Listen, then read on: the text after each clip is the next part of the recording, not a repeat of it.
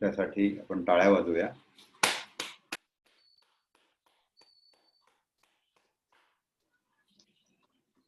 आणि काल आपण त्यांच्या नील या संकल्पनेवरती बोलत होतो.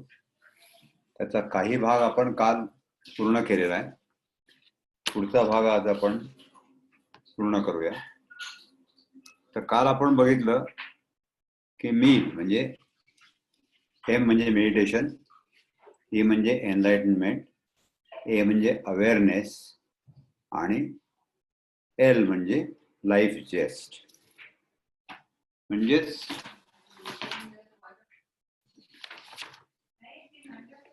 ध्यान, ज्ञानोदय, सावधानता आणि जीवन चैतन्य.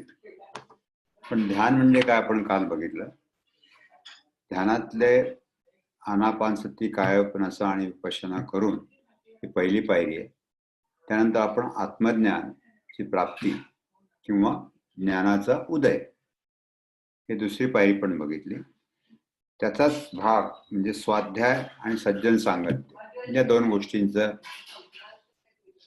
बद्दल आपण चर्चा केली. तर त्याच्यानंतर आणखीन दोन गोष्टी, ज्ञानोदयचा पुढचा अर्थ काय हे पत्री सर इथे स्पष्ट करतायत. कशाबद्दलही शोक न करणे ही एक गोष्ट आहे आणि वेळ वाया न दवडणे ही दुसरी गोष्ट आहे.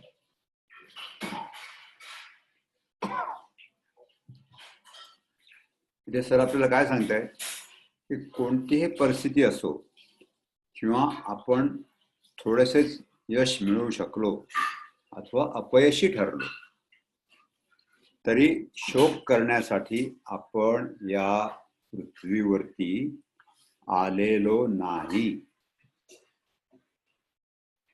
आपण येथे आलो आहोत ते सतत मजा करण्यासाठी व आनंदोत्सव साजरा करण्यासाठी.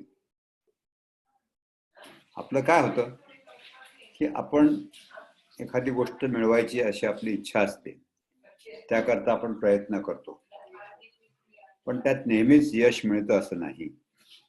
पण अपयश मिळालं की मग आपण निराश होतो किंवा आपण अपयश का मिळालं याचा जेव्हा आपण विचार करतो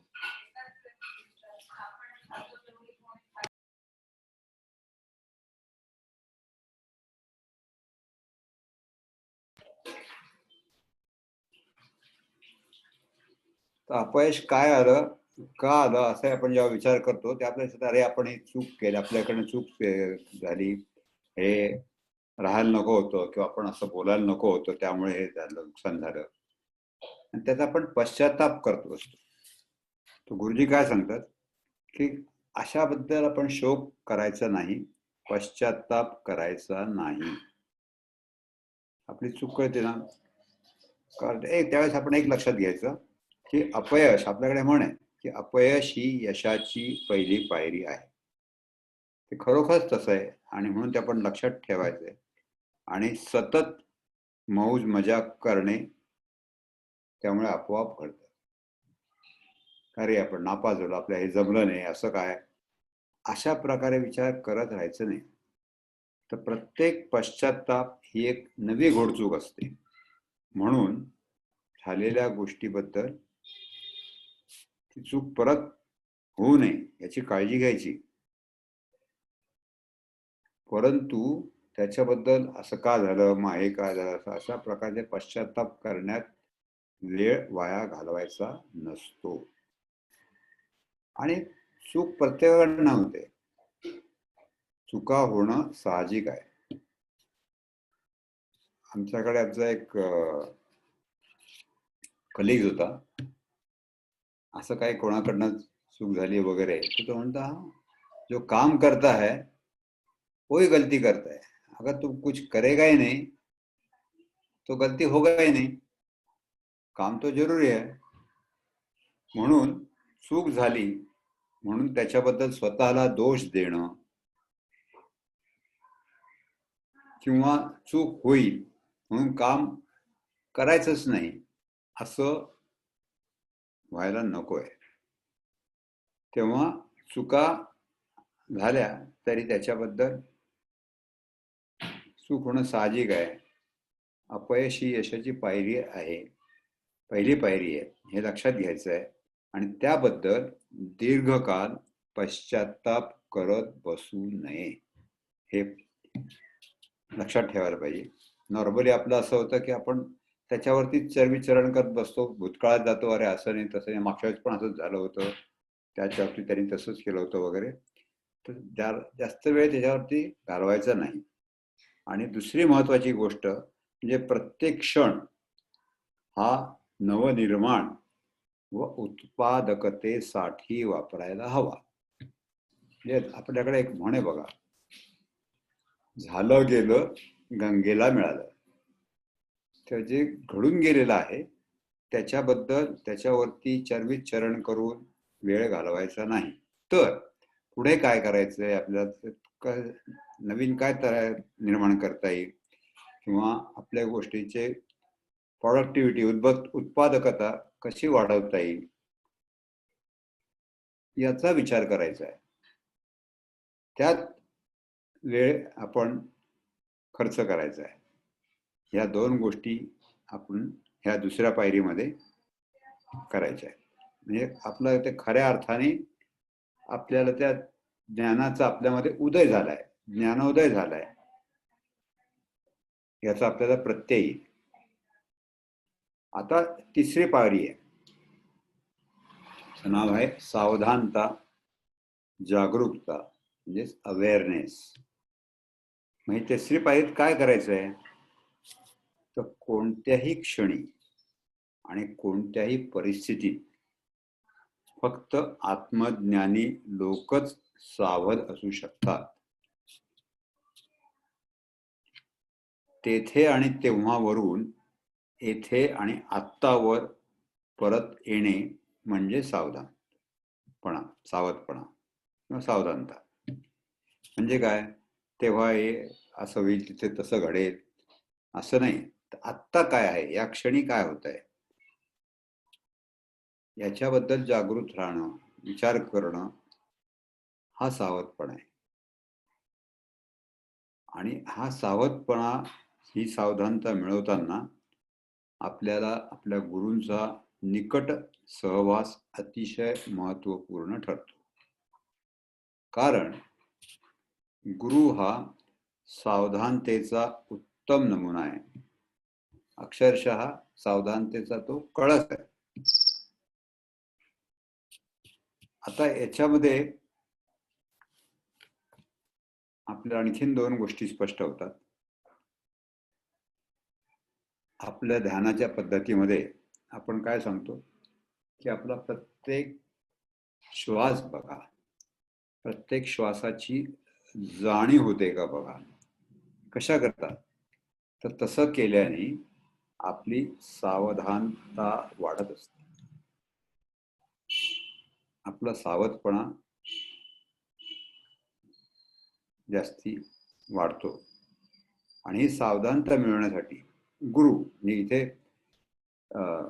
पत्रिसद आपल्याला जसं इथे सांगतायत की तुम्ही सावध राहा. कशापासून सावध राहा, तर भूतकाळात आपल्या मनाला सवय असते, भूतकाळात द्यायची सवय असते किंवा भविष्याचा विचार करायची सवय असते. तसं न करता आपण वर्तमानात राहायला पाहिजे याची जाणीव सतत ठेवून जर आपण गेलो परत भूतकाळात किंवा भविष्याचा विचार करू लागलो, तर परत त्याला वर्तमानात आणायचं आहे. ही सावधानता आपण बाळगायची आहे. आणि हे बाळगण्यासाठी आपले गुरु आपल्याला मदत करतात. आणि म्हणून पत्री सर म्हणतात की श्वास हा आपला गुरु आहे. कारण तुम्ही श्वासाकडे बघत लागला की तुमच्या डोक्यातले विचार आपोआप कमी होतात. आणि आपण बघितले आपल्याकडे विचार हजारो असतात, पण ते वर्तमानाबद्दल फार थोडे असतात. ते जास्तीत जास्त भूतकाळाबद्दल असतात किंवा भविष्याबद्दल असतात. म्हणून नेहमी काळजी घ्यायची आहे की आपण सावधान राहायचं आहे.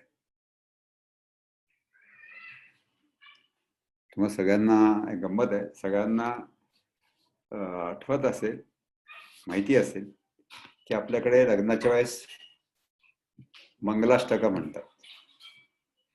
तर मंगलाष्टकामध्ये शेवटी काय म्हणतात, कोण सांगेल? सावधान हे म्हणतात की नाही. त्याच्या मागचा उद्देश हा आहे. तर आपल्याकडच्या प्रत्येक गोष्टीला, प्रत्येक शब्दाला फार महत्व आहे. आपल्याला ते माहित नसतं, पण अशा याच्यातनं आपल्याला ते कळून येतं. पण आता ह्या सावधानतेला सुद्धा दोन बाजू आहेत. बघा, प्रत्येक गोष्ट पत्रिसा आपल्याला किती बारकाईने समजून सांगताय. तर या सावधानतेला सुद्धा दोन बाजू आहेत. कोणत्या आहेत दोन? तर एक म्हणजे प्रत्येक क्षणात जगणे,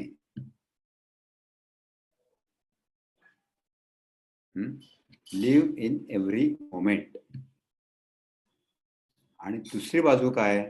तर अनंत काळात जगणे.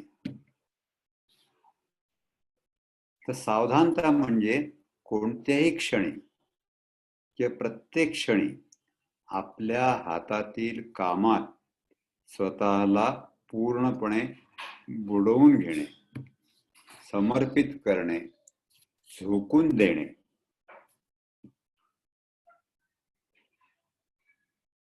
सावधानतेचा अर्थ आहे चालू सद्य परिस्थितीत पूर्णपणे सावध आणि जागरूक असणे. तर तुमचा अनुभव आठवून बघा, जेव्हा तुम्ही एखादं काम 100% त्याच्यावरती कॉन्सन्ट्रेट करून करतात, एकाग्र करून करतात, त्यावेळेस तुमच्याकडनं ते काम उत्तम होतं. आणि ते काम करताना तुम्ही अक्षरशः त्यात बुडून गेलेले असतात, बाहेरचं जग पूर्णपणे विसरून गेलेले असतात. आणि त्याच्यामुळे ते काम करताना तर तुम्हाला आनंद होतोच, आणि ते काम झाल्यानंतर सुद्धा तुमच्या मध्ये आनंद येतच राहतो. म्हणून सावधानतेचा अर्थ आहे चालू किंवा सध्याच्या परिस्थितीमध्ये पूर्णपणे जागरूक राहणं. आणि दुसरी गोष्ट, जेव्हा तुम्ही पूर्ण जागरूक असतात तेव्हा बारीक सारीक गोष्टी तुमच्या लक्षात येतात आणि त्यांची तुम्ही काळजी घेतात. त्याच्यामुळे तुम्ही जे काम करता आहात ते बिघडूच शकत नाही. ते 101% उत्तम होत असतं, छान होत असतं. आता सावधपणा म्हणजे महान अशा येथे व आत्ता मध्ये नैसर्गिक भावनांबरोबर सुखात वाहत जाणे. म्हणजे काय की नाऊ अँड हिअर. आपण जनरली कसं बघतो, हा मग नंतर बघू, तिथे गेल्यावर पाहू, असं नाही. तर आत्ता या क्षणी तुम्हाला मुक्ती मिळवायची आहे. पती सर काय सांगतात, तुम्हाला मुक्ती मिळवायची आहे ना, तर आत्ता आणि या क्षणी तुम्ही ध्यान करा आणि मुक्ती मिळवा. पण आपण काय म्हणतो, ध्यान हो चांगली गोष्ट आहे हो, परंतु काय मला आत्ता वेळ नाही, आपण नंतर करू, तर मी नंतर करीन, बघू आपण, अशी आपली सर्वसाधारण प्रवृत्ती पोस्टपोन करायची असते, पुढे ढकलण्याची असते. तर तसं करायचं नाही. आग्रहाने सांगताय की सावधपणा म्हणजे इथे आणि आत्ता मध्ये नैसर्गिक, आणि त्यात आपल्या या नैसर्गिक प्रवृत्ती आहे, त्याच्यावर आपण राहत सुखात वाहत गेलो तर आपल्याला नक्कीच आनंद मिळतो. आपलं काम जे हातातलं आहे ते व्यवस्थित पार पडतं. काम म्हणजे प्रत्येक काम असंच नाही, जे काय तुम्ही कराल त्यातून तुम्हाला आनंदच मिळतो. आता सावधानतेचा आणखीन एक अर्थ आहे. सावधानतेचा अर्थ आहे की सनातनेच्या कल्पनेत जगणे. सनातन म्हणजे तिथे वर्तमान पण आहे व भविष्यही आहे. तथापि दोन्ही स्पष्ट आणि वेगळे टप्पे, वेगवेगळ्या गोष्टी नाहीत, तर ते आहे एक सततचे म्हणजे निरंतर अस्तित्व.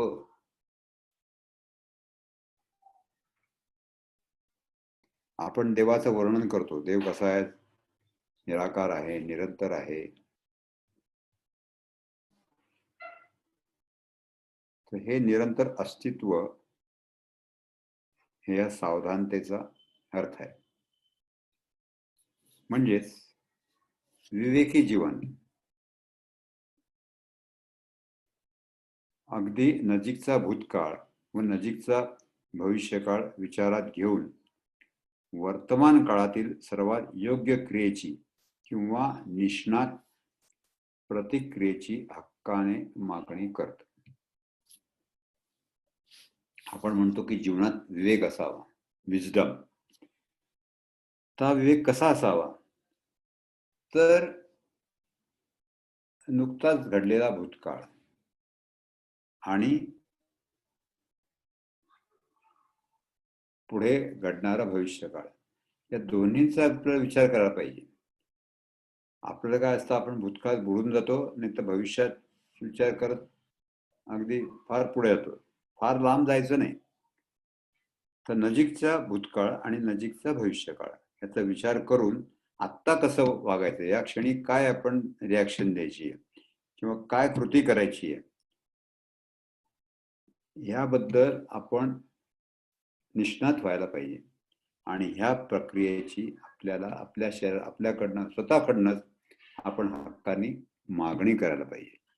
जेव्हा आपण ही अशी मागणी करतो, विवेक जीवन अशी सुद्धा हक्काने मागणी करतं की सनातन शाश्वत भूतकाळ व शाश्वत भविष्य काळ ही विचारात घेऊन वर्तमान काळातल्या आपल्या क्रिया करणे किंवा दुसऱ्याला त्याच्याबद्दलची पूर्ण प्रतिक्रिया देणं, ह्या गोष्टी ज्या आहेत त्या घडायला पाहिजे. म्हणजेच आपण इथे काय करतोय की प्रत्येक क्षणात जगतोय, पण त्याच वेळेस आपण अनंत काळात पण जगतोय. ओके, आता ही झाली तिसरी पायरी.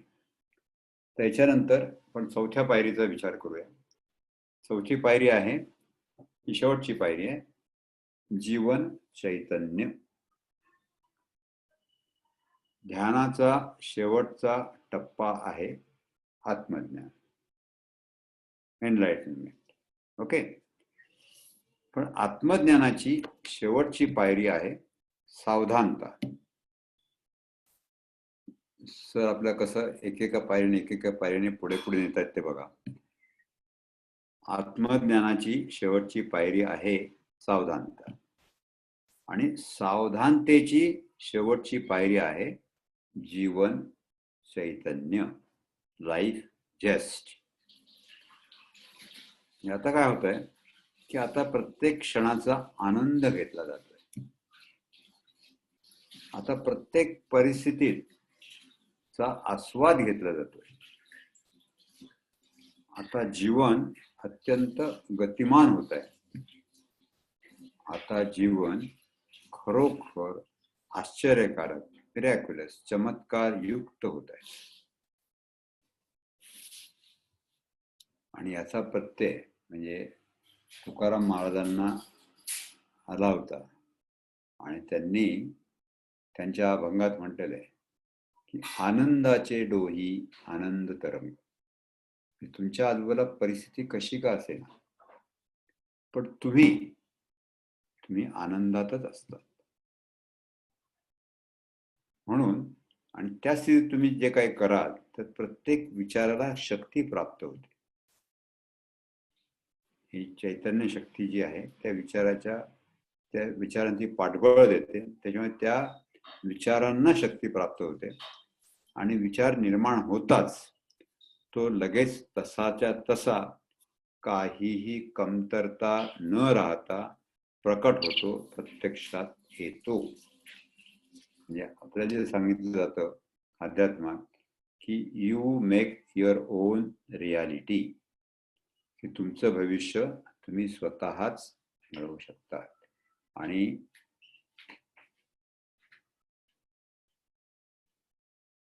प्रकटीकरण म्हणजे जे तुम्हाला हवं आहे. आपण म्हणतो अगर तुम्ही मनापासून एखादी गोष्ट ठरवली तर ती प्रत्यक्षात येते, घडते. म्हणून आपण पूर्ण श्रद्धापूर्वक त्या गोष्टीचा विचार करायला पाहिजे. असं घडलं आहे असाच विचार पाहिजे.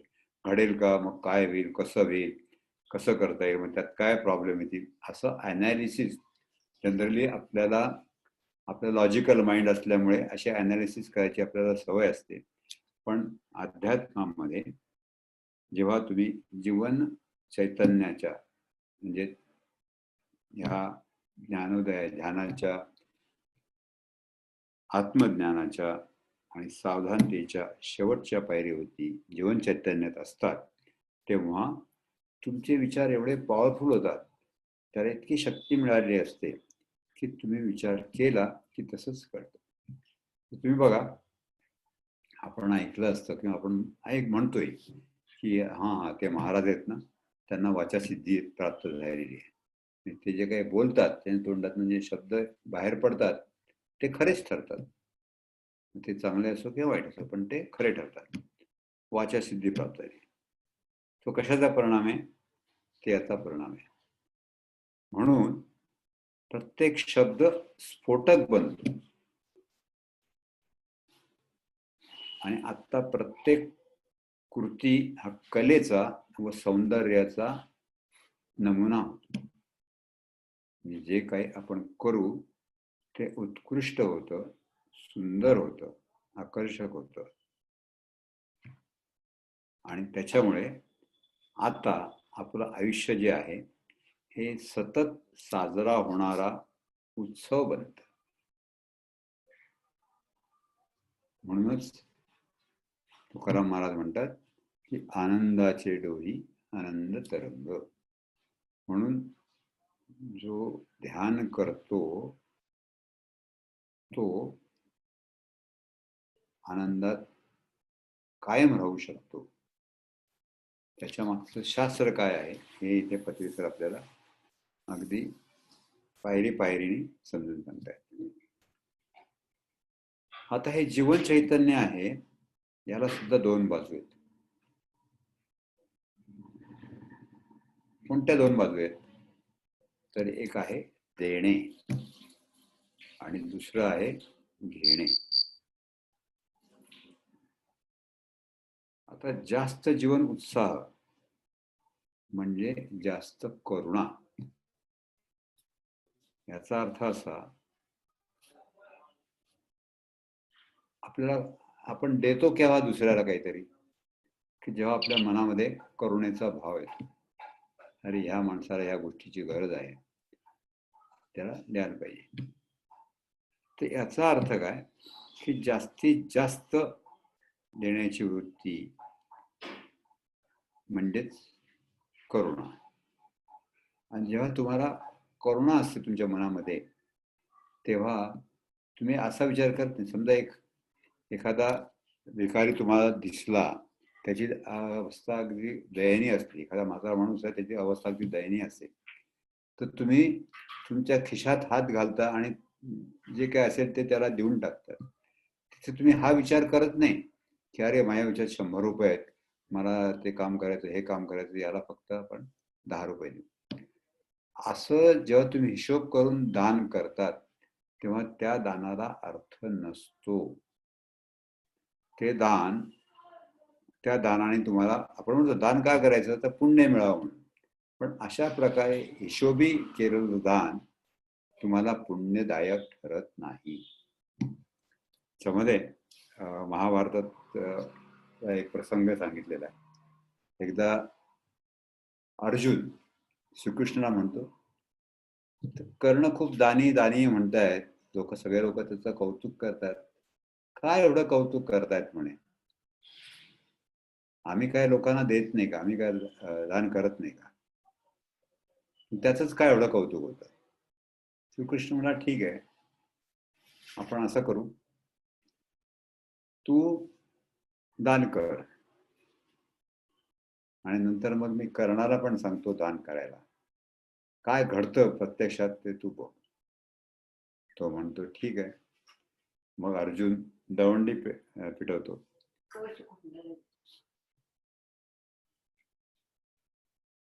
की मी असं असं दान करणार आहे, लोकांनी यावं. आणि ठीक आहे, तर ते लोक जमतात. अर्जुन जर लोकांना दान करायचं आहे म्हणून सोन्याचं असं खूप सोनं जमा करतो, एक टेकडीच उभी करतो जवळ. आणि मग लोक येतात. मग अर्जुन प्रत्येकाला आपल्या हाताने जे हातात ते जेवढं येईल तेवढा देत जातो. एका दिलं, दुसऱ्याला दिलं, असं दिसलं असं तो करतो. मग श्रीकृष्ण कर्णाला बोलवतात आणि ते म्हणतात की तुला पण दान करायचं आहे, तू तर दानशूर आहे, सगळ्यांनाच माहिती आहे, तू पण दान कर. कर्ण म्हणतो ठीक आहे. कर्ण सुद्धा असाच सोन्याचा डोंगर निर्माण करतो, टेकडी अशी, आणि लोकांना बोलवतो. लोक येतात. तो म्हणतो घ्या, तुम्हाला यातनं काय पाहिजे, किती पाहिजे ते तुम्ही घ्या. म्हणजे दानामध्ये हा असा बारीकसा, दोन्ही दानच आहे, पण हा बारीकसा फरक, आणि तोच खूप फरक करून जातो. त्याचा परिणाम खूप भव्य असतो. म्हणून त्यांनी काय सांगितलंय की देणं हे शोभादायक असते आणि अधिक जीवन चैतन्य म्हणजेच अधिक आणि अधिक गोष्ट देणं. आणि निसर्गामध्ये हा नियम आहे बघा, प्रत्येक गोष्ट निसर्गातली आपल्याला काही काही देत असतं. सूर्यप्रकाश देतो, चंद्राचा प्रकाश आपल्याला मिळतो, झाड त्याची सावली देतं, फळं देतं. असं निसर्गातली प्रत्येक गोष्ट आपल्याला काही काही देत असतं. आणि आपण काय म्हणतो, माणूस फार स्वार्थी आहे, त्याला द्यायला आवडत नाही. तसं नाही आहे. आपली नैसर्गिक प्रकृती सुद्धा देण्याचीच आहे. आणि तुम्ही आठवून बघा, जेव्हा तुम्ही मनापासून कोणाला काही देता तेव्हा तुम्हाला आतून आनंद होतो. आणि याच्या उलट जर हिशोब करून दिलं तर तो आनंद मिळत नाही. आता हे देण्याबद्दल झालं. आता घेणं, तर जसं देणं आहे हे नैसर्गिक आपली सवय आहे, प्रत्येकाची वृत्ती आहे, तसंच अधिक जीवन चैतन्य म्हणजे अधिक आणि अधिक प्रत्येक गोष्ट आहे तशी स्वीकारणं, ऍक्सेप्टन्स. पत्रीधर सर जे सांगतात किंवा ध्यानाच्या ह्याच्यात आपण सांगतो की जे काही घडेल त्याचा स्वीकार करा. आणि ही जर सवय आपल्याला लागली, म्हणजे सततचा स्वीकार, ही नंतर हळूहळू सहज सवय होते, आपोआप घडत जातं. नाही तर आपण काय करतो, आपल्याला काही त्रास झाला, कोणी काय केलं तर आपण तो त्रास स्वीकारत नाही, सहन करत नाही. तर जे काही तुमच्या जीवनात घडेल, चांगलं असेल किंवा वाईट असेल, त्याचा स्वीकार करायचा आहे, त्याला विरोध करायचा नाही. आणि सतत आणि सर्व प्रकारच्या परिस्थिती, चांगली असो की वाईट असो. म्हणजे इथे काय झालेलं आहे, इथे देणे व घेणे अत्यंत उच्च प्रमाणात आणि उच्च स्तरावरती असतं. आणि असं जे जीवन आपण जगतो ते जीवन गतिमान असतं, उत्साही असतं आणि ताज्या फळाप्रमाणे रसरशीत असतं. मित्र हो, असं जीवन जगायला तुमच्यापैकी, आता मी बोलतो, कोणाला आवडणार नाही? सगळ्यांनाच आवडेल, बरोबर? तेव्हा ह्या 4 गोष्टींचा, म्हणजे ध्यान म्हणजे मेडिटेशन, ज्ञानोदय म्हणजे एनलाइटनमेंट, सावधानता म्हणजे अवेअरनेस, आणि जीवन चैतन्य म्हणजेच लाईफ जेस्ट. या प्रत्येक पायरीने आपल्याला पुढे जायचं आहे. ध्यान करायला लागलो म्हणजे संपलं असं नाही. ध्यान करून आत्मज्ञान प्राप्त झालं म्हणजे आपलं काम झालं असं नाही.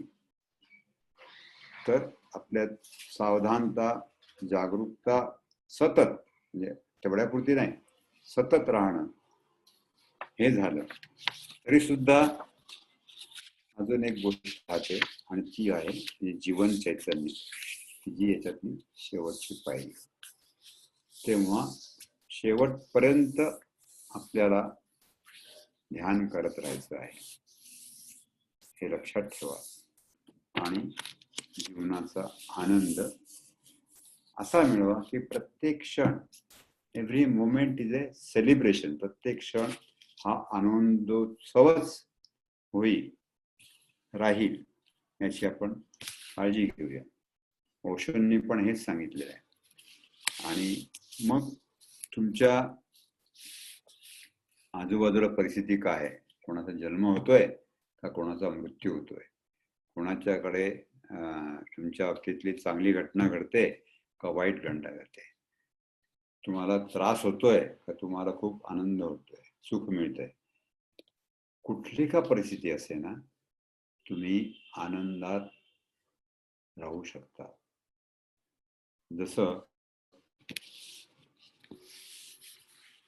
कमळाचं पान असतं, कमलदल, त्याच्यावरती पाण्याचे थेंब पडले तर ते जसे स्वतंत्र असतात. कमळ चिखलात उगवतं पण त्याला चिखल लागत नाही. तसं आपला जो आनंद आहे हा तसा राहतो. तुमच्या आजूबाजूची परिस्थिती काही का असेना, कशी का असेना. तेव्हा माझी तुम्हा सगळ्यांना विनंती आहे की ध्यानाच्या पायरी, तुम्ही सगळे ध्यानात आलात, तुमचं अभिनंदन. आणि ध्यानाच्या पायरीवरतीच न थांबता आत्मज्ञान प्राप्त करून घ्या, ध्यानाची साधना वाढवून. त्याच्याकरता तुम्ही स्वाध्याय करा, चांगल्या उत्तमोत्तम पुस्तकांचं वाचन करा आणि पत्री सरांचे मेसेज रोज वाचा, त्याच्यावरती चिंतन करा. सगळ्यांचे ध्यानाचे अनुभव ऐका, आपले अनुभव दुसऱ्यांना सांगा. कशाबद्दलही शोक करण्यामध्ये वेळ वाया घालवू नका आणि प्रत्येक क्षण नवनिर्मितीसाठी वापरा. आणि ही दुसरी पायरी झाल्यानंतर सावधानतेची तिसरी पायरी विसरू नका. तिथे आपण येथे आणि आत्तावरती जगायचंय, प्रत्येक क्षणात हे करायचं. आणि त्याच्यामध्ये आपले गुरुजी ब्रह्मर्षी पत्री सर तर आपल्याला सतत बरोबर आहेतच, ते आपल्याला मार्गदर्शन करत असतात. शिवाय आपण हे ग्रंथ आणि हे वाचून, पुस्तकं वाचून ती सावधानता टिकवायची असते आणि प्रत्येक क्षणात आपल्याला जगायचं आहे. आणि असं प्रत्येक क्षण जगता जगता आपण अनंत काळ जगणार आहोत, हे लक्षात घ्यायचं आहे. आपण म्हणतो आत्मा अमर आहे, तर खरोखरच तो अमर आहे. तेव्हा आपल्याला प्रत्येक क्षण साजरा करायचा आहे आणि अनंत काळात जगडायचं आहे, हे लक्षात ठेवायचं. आणि हे केल्यानंतर आपण शेवटची पायरी जीवन चैतन्य, त्या स्थितीत आपण कायम राहू.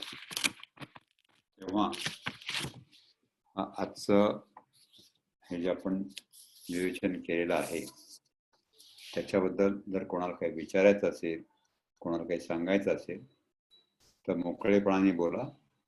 5-10 मिनिटं आपण त्यावरती बोलू, नंतर आपण ध्यान करूया. ओके. कोणाला काही क्वेश्चन आजचं क्लासचं नाही तर काही पण क्वेश्चन्स असेल, नाहीतर तुमचा एक्सपिरियन्स असेल तर पण शेअर करू शकतात. शेअर केल्याने आपल्याला अजून काय नवीन आहे, त्याच्यामध्ये काय चुकलेलं आहे ते सगळं कळून येईल आपल्याला.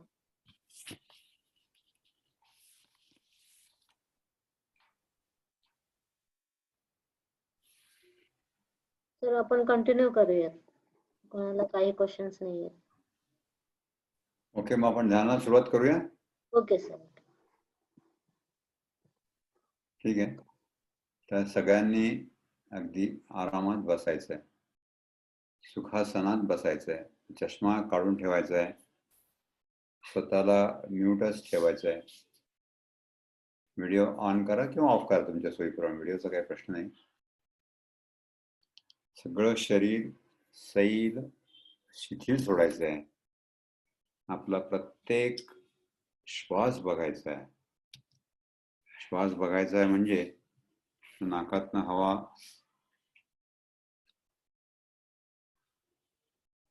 कुठे जाते, कुठपर्यंत जाते आणि तिथून कशी परत फिरते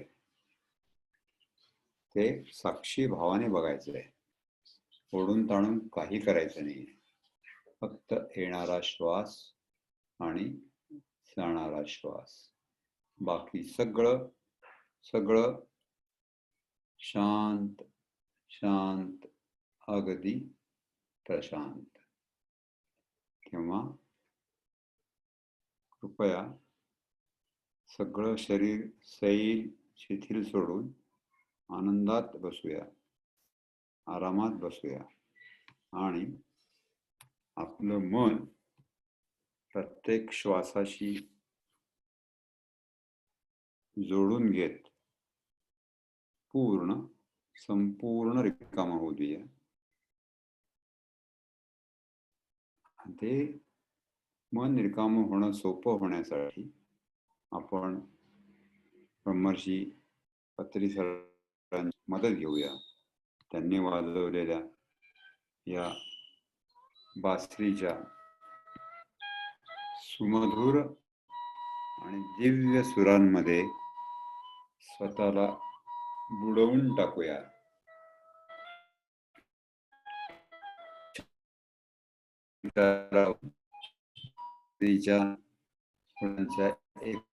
आपण आलो आहोत आणि आता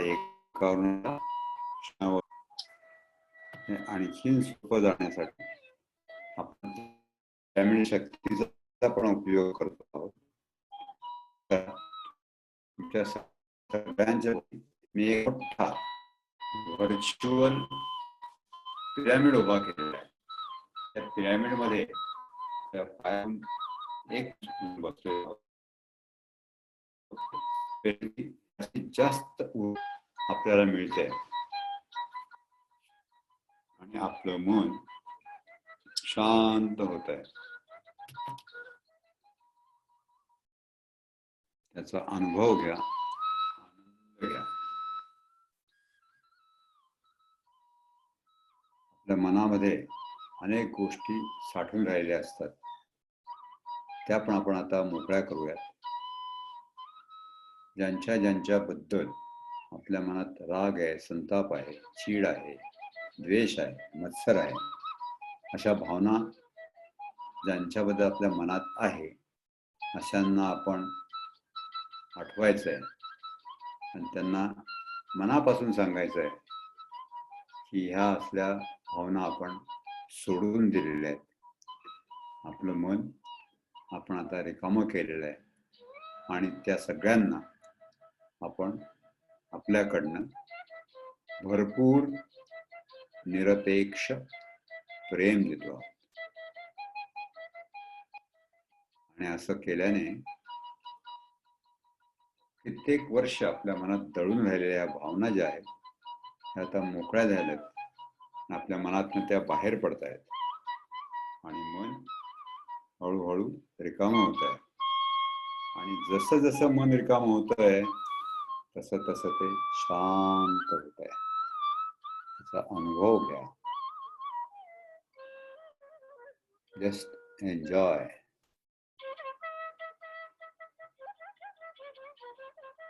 आणि या शांत होणाऱ्या मनाने आपल्या मनातली अपराधीपणाची भावना सुद्धा आपण मोकळी करूया.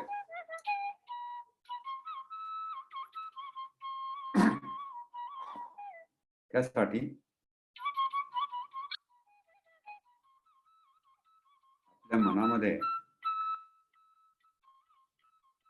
ज्यांच्या ज्यांच्याबद्दल आता या क्षणी असं वाटतंय की अरे आपण त्यांना उगीच त्रास दिला, आपण असं बोलायला नको होतं, आपल्याकडनं ही गोष्ट घडायला नको होती, अशा सगळ्यांना आठवायचं आहे.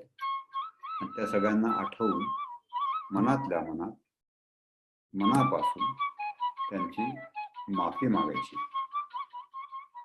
कळत न कळत आपण ठेवलंय, त्यांनी त्याबद्दल आपल्याला माफ करावं अशी त्यांना विनंती करायची.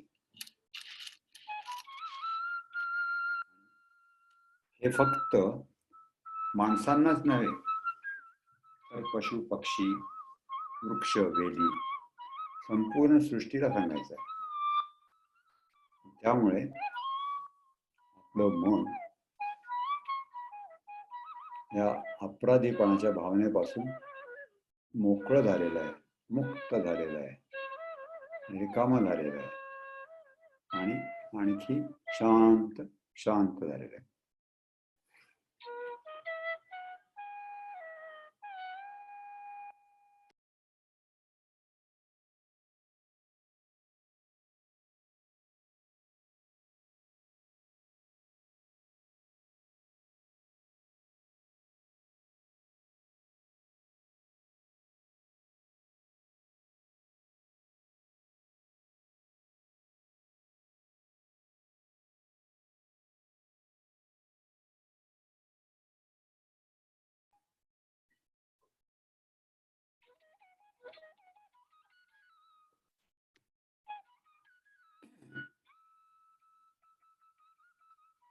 आणि या शांत मनाने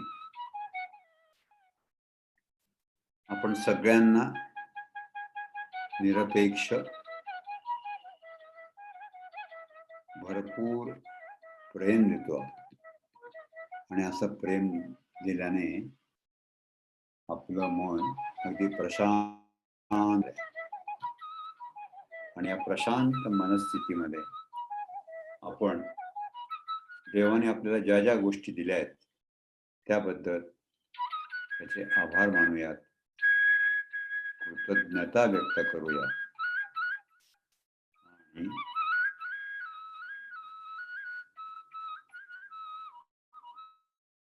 आणि कृतज्ञता भाव आपण प्रकट करतो आहोत. तसाच आपला जे रोजचं जीवन असतं त्याच्यामध्ये प्रत्येकाची आपल्याला प्रत्यक्ष अप्रत्यक्ष मदत होत असते. सूर्य आपल्याला प्रकाश देतो, जमिनीतनं धान्य पिकतं, शेतकरी ते धान्य पिकवतो, आपल्यापर्यंत पोहोचवलं जातं ते व्यापाऱ्यांमार्फत, आपल्या स्वयंपाक करून आपल्या ताटामध्ये आपल्याला जेवण तयार मिळतं आहे ते. त्या सगळ्यांचे आपण मनात आभार मानायचे, कृतज्ञता व्यक्त करायची. आणि असं केल्याने आपल्याला प्रसन्नता प्राप्त झाली आहे. तेव्हा मनाच्या प्रशांत आणि प्रसन्न स्थितीचा आनंद घ्या. व्हिडिओ चालू इंद्र. हॅलो, చెప్పేటానే కనబడతలేడు. కమలా మేడం तुम्ही स्वतःला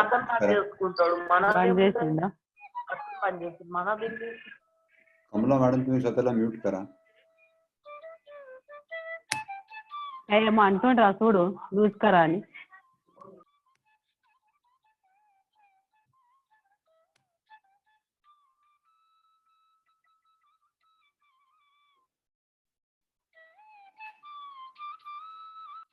कृपया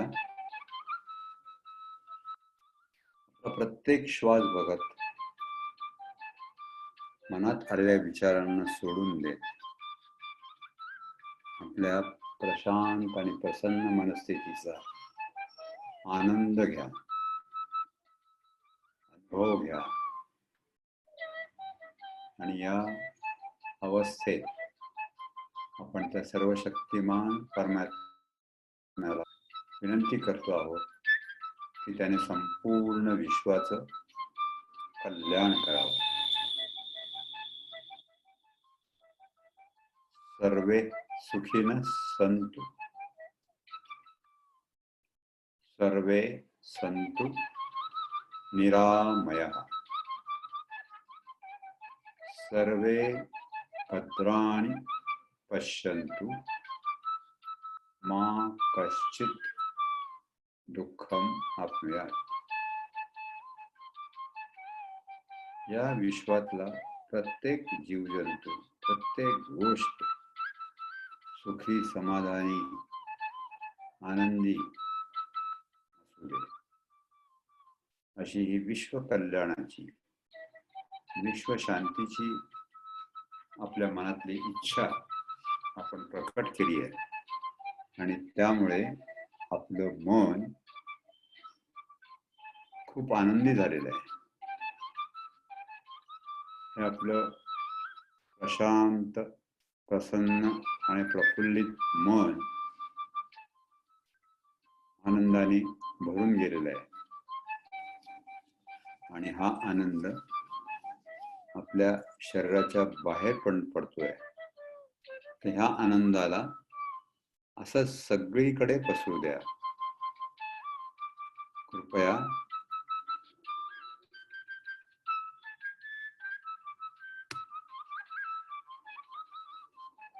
कृपया भूतकाळ आठवून किंवा भविष्याची चिंता करून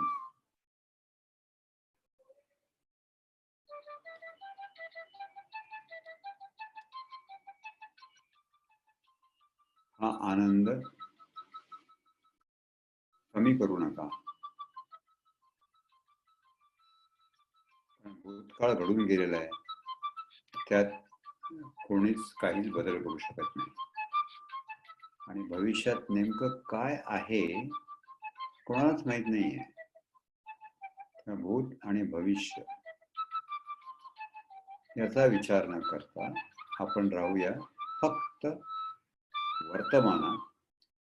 आणि वर्तमान आहे आता या क्षणी आपण करतो आहोत आनापान सती पिरॅमिड ध्यान. आन म्हणजे श्वास आत, अपान म्हणजे श्वास बाहेर, आणि सती म्हणजे बरोबर राहणे. आपल्या नेहमीच्या श्वासोश्वासाबरोबर राहणे. फक्त एवढंच करायचं आहे, बाकी काही नाही. येणारा श्वास, जाणारा श्वास. थोड्या वेळाकरता आपण विसरून जाऊया.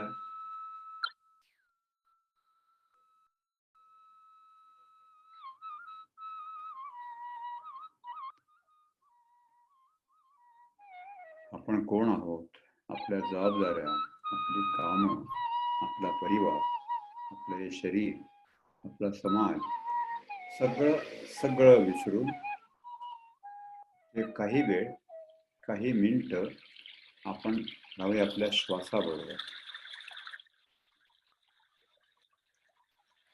प्रत्येक श्वास बघत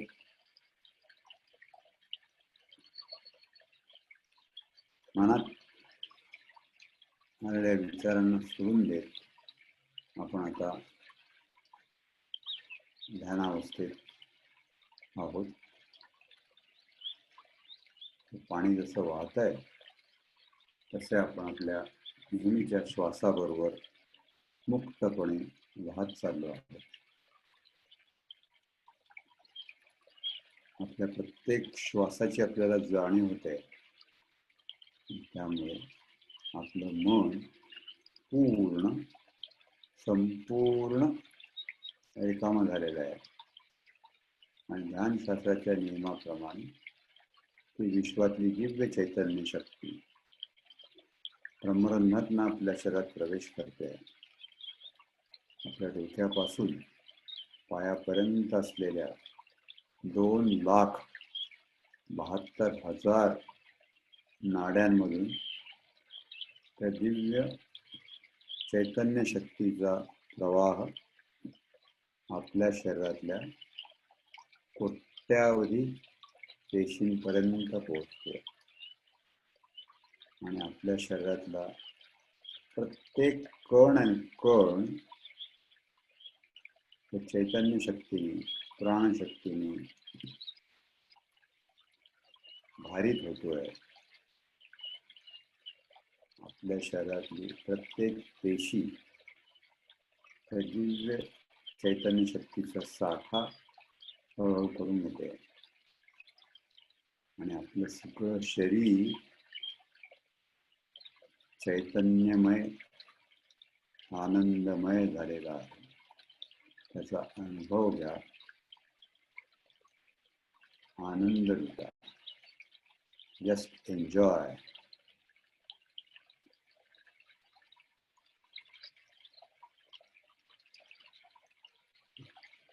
वाहत्या पाण्याचा खळखळाट, पक्ष्यांचा मधुर चिवचिवाट, या दिव्य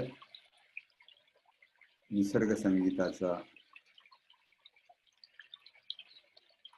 त्याच्या मधुरतेचा आस्वाद घेत आपण ध्यानावस्थेत खोल खोल चाललो आहोत. या स्थितीत आपल्याला वेगवेगळे अनुभव येऊ शकतात. काही दिसेल, काही जाणवेल,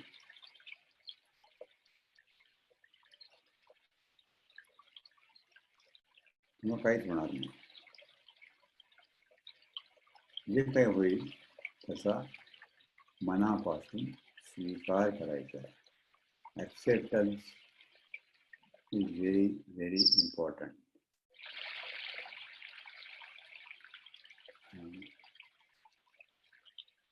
मनाच्या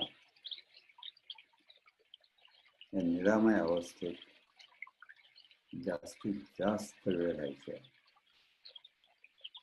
एखादा विचार मनात आला तर त्याला तिथे सोडून द्यायचं आहे आणि हे सगळं शरीर सैल शिथिल सोडून मनातले विचार दूर करून आपण आपलं सगळं लक्ष, सगळं ध्यान आपल्या नेहमीच्या श्वासाकडे आणि आपल्या प्राणाकडे देत आहोत. त्यामुळे आपल्याला मिळणारे प्राणायामाचे फायदे आपोआप आपण घेतो आहोत. त्याचा अनुभव घ्या, आनंद लुटा. Just enjoy.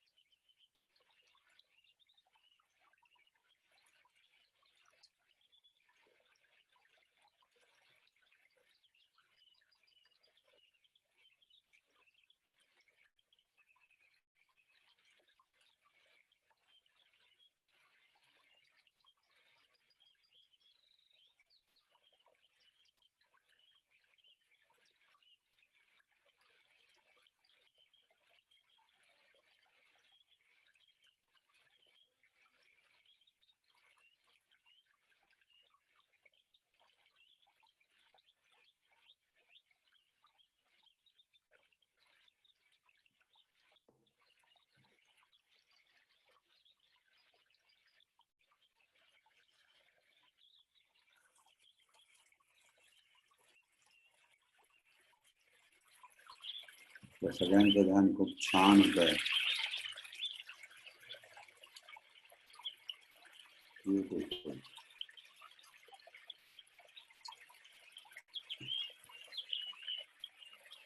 या ध्यानाची क्षमता आपण पवित्र शंखनादाने करूया.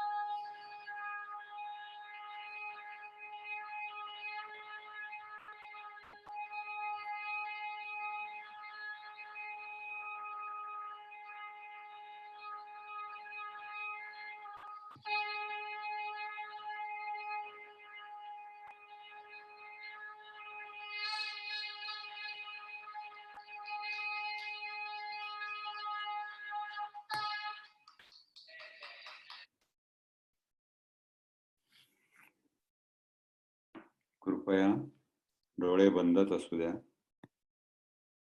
शेवटचं 1च मिनिट आहे. फक्त आपण आणि आपला नेहमीचा श्वास, बाकी काही नाही. येणारा श्वास, जाणारा श्वास, बाकी सगळं शांत शांत, अगदी प्रशांत.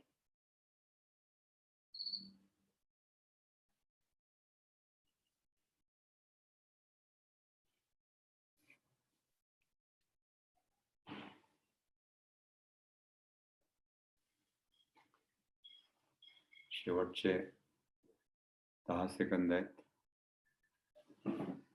मी आकडे मोजतो. आपण हळूहळू आता ध्यानातनं बाहेर येतो आहोत. 10, 9, 8, 7, 6, 5, 4, 3, 2, 1 आणि 0. हळूहळू आपल्या दोन्ही हाताची बोटं मोकळी करायची आहेत. डोळे मात्र बंदच ठेवायचे आहेत. काही जणांचे हात घट्ट असतील तर थोडा वेळ थांबायचं आहे. काही करायची नाहीये आणि काळजी पण करायची नाही. हा आपोआप मोकळे होतील. आणि दोन्ही हाताची बोटं मोकळी झाली की आपले दोन्ही तळहात आपल्या डोळ्यांवरती ठेवायचे आहेत. आणि हात ठेवताना अशी काळजी घ्यायची की बाहेरचा प्रकाश आपल्या डोळ्यात यायला नकोय. आपल्या सगळ्यांनी फार छान ध्यान केलेलं आहे. आपल्याला भरपूर ऊर्जा मिळालेली आहे. ही ऊर्जा आपण आपल्या हातावाटे डोळ्यातून आपल्या शरीरात पुन्हा एकदा साठवून घेऊया. मी आकडे मोजतो. 5, 4, 3, 2, 1 आणि 0. हळूहळू डोळ्यांची उघडझाप करायची आहे. हळूहळू खाली पाहत डोळे उघडायचे आणि खाली पाहत हात खाली आणायचे आहेत. आणि काही क्षण शांत बसायचं आहे. आपला ध्यानाचा अनुभव आठवायचा आहे. आणि हळूच डोळे उघडायचे आहेत.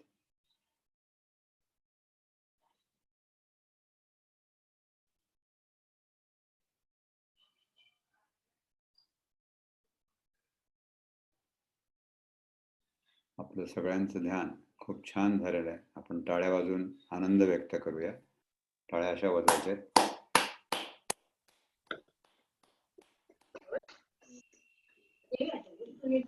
नमस्कार म्हणा. आपण आता क्लोज करूया. तुम्ही प्रार्थना सांगा. Okay sir. जोशी सर. हा बोला ना.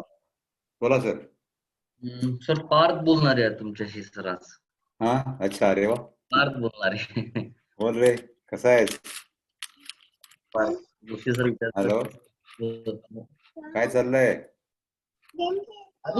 साईडला ठेव मोबाईल. लगेच गेम घ्यायचं नाही. सकाळी उठतो केव्हा आहात? आपल्या सकाळी ध्यानाला बसतो का नाही? शाळा किती वाजता आहे?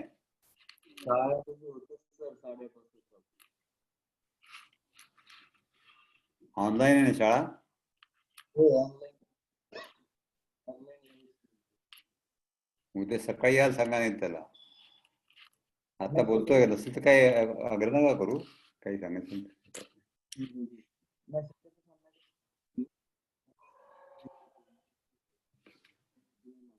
Okay madam. आज ना माझ्या एनर्जी येत होती आणि हा 2 मिनिटं थांबलो परत येत होती आणि बर. परत 2 मिनिटांनी परत येत होती.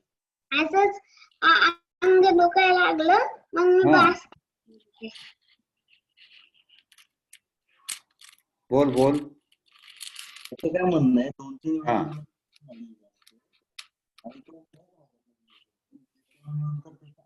हॅलो. हॅलो. हा बोला. हा त्याचं काय म्हणणं आहे की तुमचा आवाज नाही येते सर. एक मिनिट. हा आता आहे. आता हा आला. मला का? ओके. हा येस. नाही त्याचं काय म्हणणं होतं की मी हा मेडिटेशन करत असताना मला एनर्जी बराच वेळा येत होती. हा तरी पण बसलो. पण बसल्यानंतर मला थोड्या वेळाने दुखायला लागलं काहीतरी. हा. त्यामुळे मग त्याने ते बंद केलं मेडिटेशन करण्याचं. नाही दुखलं तरी बंद नाही करायचं. आपलं सहन होईल तोपर्यंत ते चालूच ठेवायचं. म्हणजे मग ते दुखणं आपोआप बंद होऊन जाईल. नाहीतर काय होईल? ते दुखणं वाढेल पुढे. ओके. आणि सर अजून एक होतं की बोला. मगाशी तुम्ही सर्व काही गोष्टी सांगितल्या. हा तर त्या सगळ्या गोष्टी या सायमल्टेनियसली आपण चालू ठेवायच्या असतात. नाही नाही ते आपोआप होत असतात स्टेप बाय स्टेप. म्हणजे म्हणजे ती जसं की केली की ती ध्यान झालं की आत्मोदय होतो. असं जे आहे सावधानता येते आणि नंतर आपल्याला आनंद मिळतो. ह्या गोष्टी होत असतात. तर तुम्हाला वेगळं काही करायचं नाही. तुम्ही फक्त ध्यान करायचंय. फक्त इंटेन्सिव्ह ध्यान करत गेले की काय काय होऊ शकतं त्यावेळेस तुम्ही काय कसं बघायला पाहिजे किंवा हे रिझल्ट तुम्हाला मिळण्यासाठी तुम्ही काय करायला पाहिजे याच्याकरता पत्री सरांनी आपल्याला स्टेप वाईज मार्गदर्शन केलेलं आहे. अच्छा. आता आता हा बघा ना, याचा अनुभव बघा ना, की ध्यान केलं तर ध्यान केल्यानंतर त्याला आता ऊर्जा मिळायला लागली आणि त्याचं शरीर का दुखायला लागलं तर ते कायानुपासनेचा त्याला हा अनुभव आहे. म्हणजे शरीराचं शुद्धीकरण सुरू झालेलं आहे. Correct sir. शरीराचं शुद्धीकरण झालं की त्याला नंतर मग तिसरा डोळा विपश्यना त्याचा अनुभव येईल. कारण शरीर शुद्धीकरण झाल्याशिवाय तुम्हाला विपश्यना होऊ शकत नाही. बरोबर. आणि विपश्यना म्हणजे काय, तिसरा डोळा उघडणं म्हणजेच काय की तुम्हाला जे 2 डोळ्यांनी दिसत नाही ते तुम्ही बघू शकता. म्हणजेच काय की तुम्हाला ज्ञान प्राप्त होतं, ज्ञानाची प्राप्ती होते. ज्ञान प्राप्ती ध्यानातनं होतेच, परंतु ती तुम्ही सज्जन सांगत्य केलं, पुस्तकं वाचली अध्यात्म, तर तुमचं ज्ञान परिपूर्ण होतं, वाढतं. आणि जसं जेव्हा तुम्ही हे बघा, जेव्हा तुम्ही ध्यानाने संपृक्त होता त्यावेळेस तुमची शरीर शुद्धीकरण होतं. शरीर शुद्धीकरण जेव्हा तुमचं होतं म्हणजे पूर्ण शरीर शुद्ध झालं की मग तुमचा तिसरा डोळा उघडतो. म्हणजे अशी प्रक्रिया कशी घडत जाते ती लक्षात घ्या. आणि ती तुमचा तिसरा डोळा उघडला की तुम्हाला आत्मज्ञान होतं की तुम्ही फक्त हे शरीर नाही, मन नाही, बुद्धीने तुम्ही आत्मा आहात याची आतून जाणीव होते. आणि ही जाणीव झाल्यानंतर तुम्हाला विवेक ज्ञान, हे ज्ञान म्हणजे हे विवेक ज्ञान असतं ते तुम्हाला मिळतं. आणि विवेक ज्ञान प्राप्त झालं की मग तुम्ही सावधान पण होता त्याच वेळेस. आता याचा अर्थ तुम्ही ध्यानात सावधान नसता का? असतात, पण तेव्हाचं प्रमाण अल्प असतं. पण जेव्हा तुम्ही तिसऱ्या स्टेजला घेतात तेव्हा तुम्ही पूर्णपणे सावध असतात. आणि तुम्ही परवा जे मला विचारलं होतं की ध्यान फक्त ठराविक वेळेसच करायचं का कायम करता येतं, तर ही सावधान अवस्था जी आहे ती आपल्याला कायम ध्यानात ठेवत असते. 24 आवर्स, 24/7, चालता बोलता फिरता काम करता करता, पण यू आर इन अवेअरनेस, ही सावधानता आहे. आणि ह्या स्टेजमध्ये तुम्ही आल्यानंतर त्याच्या पुढची स्टेज आहे आनंद, लाईफ जेस्ट, उत्साह. जीवन तुमचं उत्साहमय होत जातं, जोम येतो तुमच्या जीवनामध्ये आणि आनंदाचा सतत आपल्याला अनुभव होतो. म्हणजे आपण म्हणतो ना, पत्री सर जे सांगतात की लाईफ इज अ सेलिब्रेशन, त्याची अनुभूती आपल्याला होते. आणि सेलिब्रेशन काय, आपण थोडा वेळ करतो. तुमचा त्याचा वाढदिवस आहे, आपण काय करतो, तुम्ही त्याला ओळखतात किंवा काय केक कापतात, खाऊ वाटतात वगैरे, तेवढ्या पुरतं 1-2 तास समारंभ असतो. तसं नाही, हे तुम्ही कायम सतत आनंदात राहतात. That is the final stage. Okay. पुस्तक रूप कुठे आहे का सर असं काही? म्हणजे पुस्तक रूपामध्ये आहे का असं कुठे काही सर? हो आहे ना, पत्रिसांच्या पुस्तकात तुम्ही तुलसीदल मध्ये आहे. आणि याचं आपण काय केलं, अशी छोटे छोटे पॉम्पलेट्स पण केलेले आहेत. आता परवा मी जे बोललो बीट वरती, त्याचं असं छोटस पॉम्पलेट केलंय. याचं सुद्धा पॉम्पलेट आहे. तर तुम्ही जर बघितलं, हे बघा, दिसतंय का तुम्हाला? हो हो. पॉम्पलेट आहे आणि हे इंग्रजीत आहे. याचं मी मराठीत पण भाषांतर केलेलं आहे, ते पण आपल्याकडे. अच्छा, ओके. अशी पुष्कळ, म्हणजे मुलं म्हणजे काय त्याच्यावरती आहे. अगदी पत्री सरांनी बारीक सारीक गोष्टी आपण गप्पा मारतो, कुटाळा काय करतो, त्याच्यावरती सुद्धा आहे. म्हणजे माझा असा विचार आहे की हळूहळू हे एकेका टॉपिक वरती बोलत जायचं म्हणून. बघूया आता कसं काय होतं त्याप्रमाणे. खूप छान इन्फॉर्मेशन दिलेलं आहे. आणि तुम्ही पुढे पण नवीन नवीन टॉपिक वर घेऊ शकता म्हणून सांगायला आम्हाला चांगलं आहे म्हणून. Thank you sir. आपण क्लास एंड करूया. तर मी प्रार्थना करते, सगळेजण डोळे बंद करा 2 मिनिट. हे ब्रह्मा विष्णू महेश्वरा, सरस्वती लक्ष्मी पार्वती माता, भूमाता, प्रकृती माता, पत्री सर, सगळ्या मास्टर्स आणि जोशी सरांना मी हृदयापासून थँक्यू बोलते की एवढं चांगलं आपल्याला इन्फॉर्मेशन दिले आणि एवढं चांगलं वातावरण वगैरे दिलेलं आहे म्हणून थँक्यू. तसंच 2 मिनिट डोळे बंद ठेवा. मी अमृत वाक्य बोलते. माझ्या मागे तुम्ही पण आपल्या आपल्या मनात म्हणा, अहिंसा परमो धर्म, धर्मो रक्षित रक्षिता, सत्यमेव जयते, लोका समस्ता सुखिनो भवन्तु, जय हो ध्यान जगत, जय हो शाकार जगत, जय हो पिरामिड जगत, जय हो ब्रह्मर्षी पितामह पत्रीजी, जय हो ब्रह्मविद्या वरिष्ठ स्वर्णमाला पत्रीजी, जय हो समस्त पिरामिड मास्टर्स. थँक्यू सगळ्यांना. आणि जोशी सरांसाठी आपण जोरदार टाळ्या वाजवत. थँक्यू. Thank you sir. सगळ्यांना मी विनंती करते की उद्या पण सेम क्लास जॉईन करा आणि सकाळी जोशी सरांचा 6:30 ला क्लास असतात झूम मीट वर, ते पण जॉईन करा सगळेजण. आणि उद्या नवीन टॉपिक वर आणि नवीन मास्टरांबरोबर आपण कंटिन्यू करूयात क्लास. थँक्यू सगळ्यांना. Thank you sir. Yes sir. हे तुम्ही जे झूम क्लासेस त्याचं रेकॉर्डिंग करता ना रोज? येस सर, करते मी. ओके, मग जरा मला पाठवा ना. म्हणजे कसं आमचा जो पुण्याचा ग्रुप आहे डिवाइन मेडिटेशन, त्याच्यामध्ये बाकीचे मेंबर्स जे नसतात त्यांच्यासाठी सुद्धा हे म्हणजे उपयोगी पडेल आणि जेणेकरून ते सुद्धा असे सब्जेक्ट बघून जॉईन होतील. Okay sir, okay. म्हणजे ते रेकॉर्डिंग केलेलं म्हणजे साईज जास्त असतं सर, तर मी जीमेल थ्रू नाही तर दुसऱ्या कुठे तर बघून पाठवते मी. हा ठीक आहे ना. आयदर जी किंवा क्लाउड वरून वगैरे किंवा ओके वेब सर. ट्रान्सफर वरून पाठवा. ओके सर, मी बघून सांगते मी. तुम्हाला काही अडचण असली तुम्ही बागावडे सरांना कॉन्टॅक्ट करून बघा, ओके सर. किंवा आपल्या पल्लवी देखणे मॅडमला. त्यांनी पण जर त्यांच्याकडे जे लेक्चर झालीत ना, तर त्याचं त्यांनी असं रेकॉर्डिंग करून आपल्या नंतर पास ऑन केलेलं आहे. ओके. हो हो बरोबर. हा, त्यांचे झूम वरतीच आहे. म्हणजे ते कसं करतात तुम्ही त्यांच्याकडनं जाणून घ्या. त्यांचा नंबर तुम्हाला नंतर विचारा तुम्ही. गीता मॅडम, तुम्ही जर बघा, ट्राय करा. जर तुम्हाला नाही जमलं तुम्ही मला सांगा, मी त्यांच्याशी बोलतो किंवा मी तुम्हाला त्यांचा नंबर शेअर करतो, तुम्ही माहित करून घ्या. ओके सर, मी बघते आणि तुम्हाला मेसेज पास हो करते. हो नक्की नक्की. Thank you sir. Thank you. Thank you. Good night all. Good night.